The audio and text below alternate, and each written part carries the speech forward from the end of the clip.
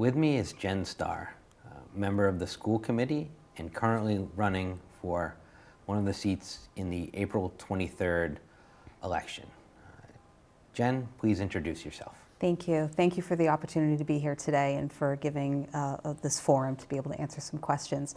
So I'm Jen Starr. I'm currently the vice chair of the Easton School Committee, and I'm seeking re-election to a second term. And I'm happy to be here today and share my thoughts and accomplishments and any information that you'd like to know about the school committee and my campaign. Okay. Why are you running for school committee? So to start with, I really love education in general. I've always loved education. I believe in the power and the promise of public education to be able to not only help transform the lives of students who are educated, but to also strengthen and build the community.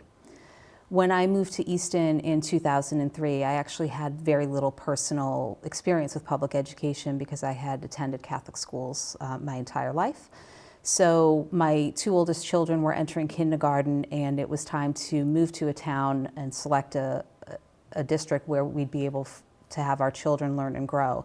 So Easton's reputation for excellent public schools was very attractive, and as an interfaith family, also finding a community where our combined Catholic and Jewish interfaith practices would be respected and accommodated was important to us as well. So Easton really fit that bill.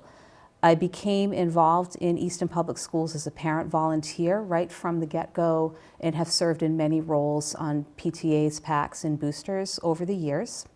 And as my involvement and knowledge of the district grew, I became more and more interested in the district level programming, policies, and budget issues. So when I ran for school committee for my first term in 2019, it was really a natural extension of the volunteer work and commitment to Easton Public Schools that I had been engaged in since I had moved here. The past 3 years have been very challenging, but the work has been incredibly rewarding. I really, really love everything that we get to do as part of the school committee in helping to shape district policy, manage our budget, and really set the schools up for long-term success. So I hope that my service to the district and the skills and experience that I bring will allow me to continue to do that work. We have a lot of exciting work ahead. It's a critical time for public schools, for Easton Public Schools in particular, in the school committee, and I really look forward to continuing the work that we've been doing.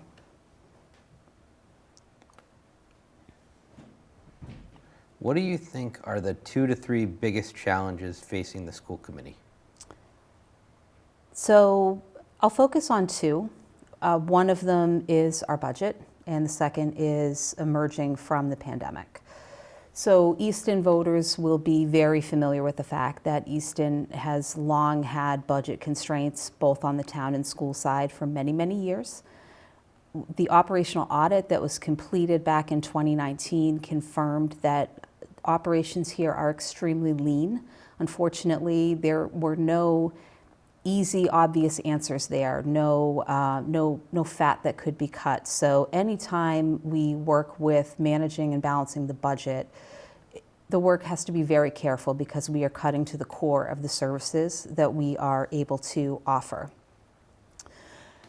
The district is challenged by some facets of the state's funding formula that uniquely disadvantage Easton in terms of the amount of state aid we get compared to similar neighboring districts. So we work with our legislative delegation to make them aware of those challenges and to see if there is legislative work that could be done that could help better advantage Easton in that formula. We have also identified some programmatic changes that could be made to position us better in that funding formula. So those are all really long-term solutions to our budgeting problems. In the meantime, we strive to work collaboratively and creatively to use the resources that we have and deploy them the best way we can to maximize the education that we're able to offer to our students in Easton.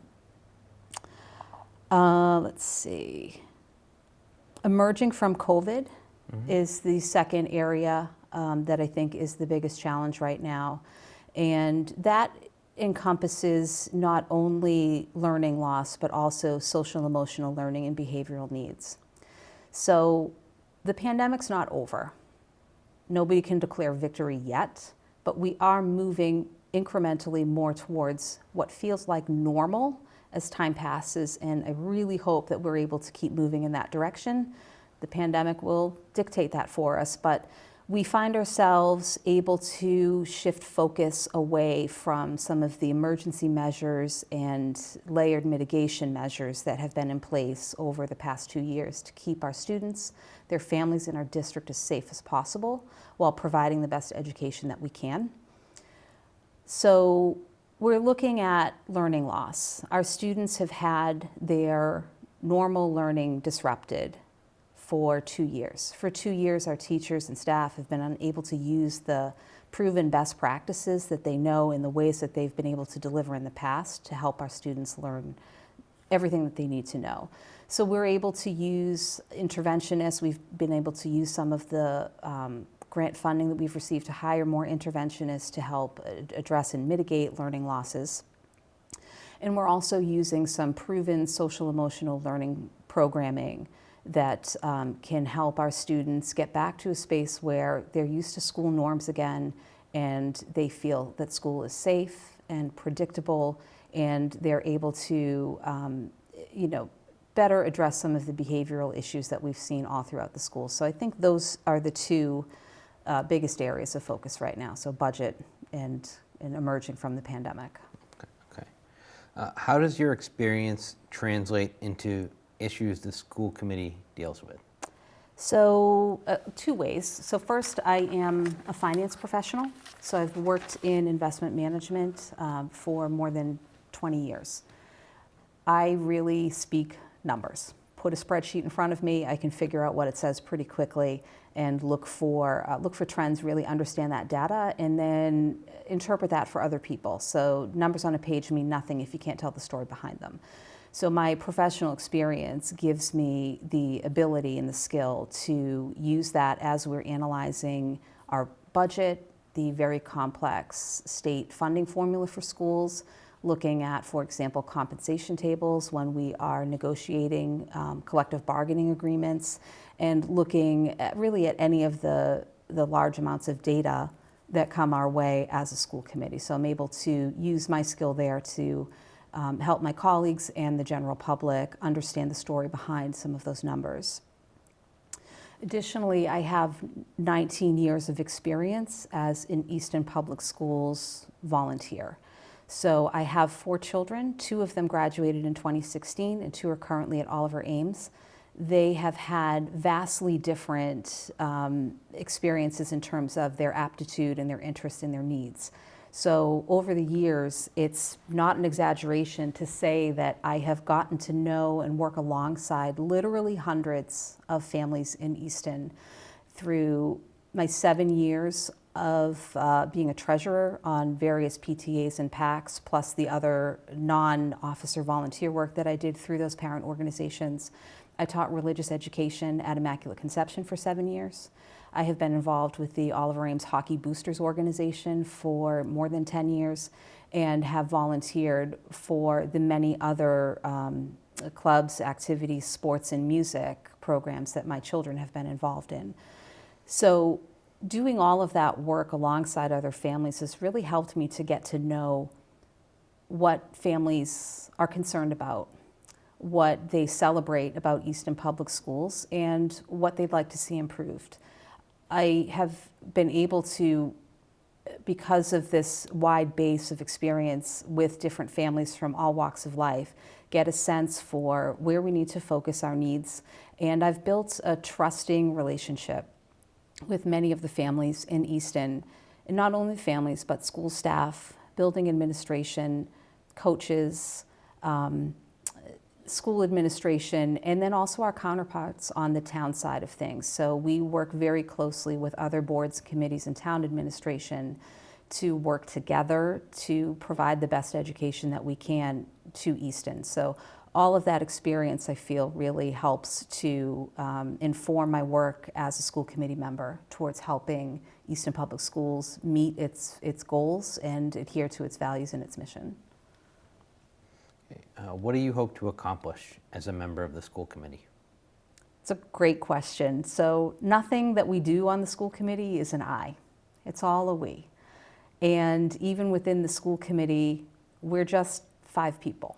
We're 5 people who have the responsibility of setting policy, budget, and hiring and supervising our superintendent. So the work that we do is important and impactful, but it's not everything.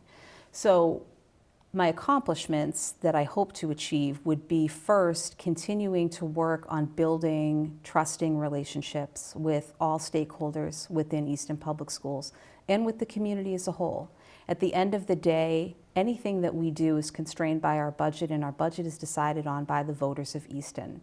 So when our budget is presented to you at town meeting, or in the past when we've come to you to ask for funding for things like building the Blanche Ames Elementary School, it's really important that you know that the committee who is advocating for this has done their homework, that they know what they're doing, they have heavily researched, talked to all stakeholders, and that you can trust the advice that you are given when it comes to voting for budgetary items and other things. So building and maintaining that community trust, the collaboration with all of the other stakeholders in Easton Public Schools. As mentioned, we have 2 areas of particular challenge, the budget and coming out of the pandemic. So I hope that over the next 3 years we can accomplish working towards stabilizing that budget so that we can continue to offer a 21st century education to our students and prepare them for life after high school. So when they graduate from Oliver Ames, whether or not they choose to go on to higher education, technical or trade school, into the service or into the workforce, we want to make sure that our students have had an education that prepares them for whatever path they choose to follow. We also want to be able to offer our staff competitive compensation. It's a constant struggle to make sure that we're able to keep up with the types of compensation that our neighboring communities can offer. So we need to stabilize the budget long term so that we can continue to offer compensation that will be attractive and valuable to our incredibly valuable staff, so that people want to come teach in Easton and stay teaching in Easton throughout their careers. As mentioned, we need to address learning loss and social and emotional learning coming out of the pandemic. And another goal that's really important to all of the members of the school committee and district leadership is continuing to build a more inclusive environment for all of our students, where all of our students, staff, and family feel that their differences are welcomed and valued within this district.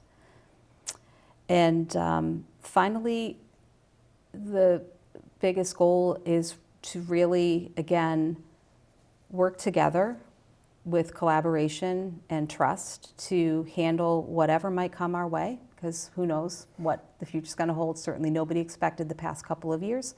But by working together, using all of the resources that are available to us in a collaborative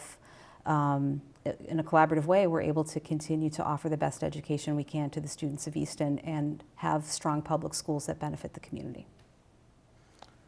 Thank you, Jen. Thank you. I really appreciate your time.